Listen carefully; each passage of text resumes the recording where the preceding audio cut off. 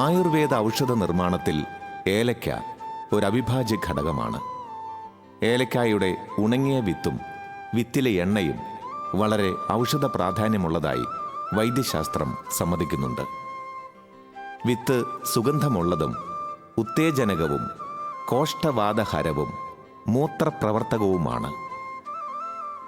ദേഹപുഷ്ടികരമായ ഏലക്ക ഉദരരോഗശമനകാരിയും യുനാനി ചികിത്സകന്മാർ ഛർദി, മനം പുരട്ടൽ, തലവേദന തുടങ്ങിയ രോഗാവസ്ഥകളിൽ ഏലക്ക ഉപയോഗിച്ചുള്ള ഔഷധങ്ങൾ കൊണ്ട് ശമനമുണ്ടാക്കാറുണ്ട്.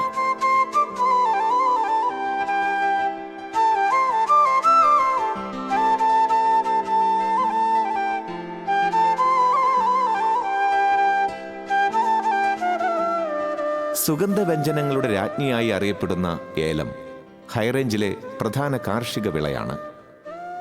ഏലത്തിൻ്റെ ഹൃദ്യമായ രുചിയും ഗന്ധവും ആസ്വദിക്കാത്തവരായി ആരും തന്നെ ഉണ്ടാകുമെന്ന് തോന്നുന്നില്ല.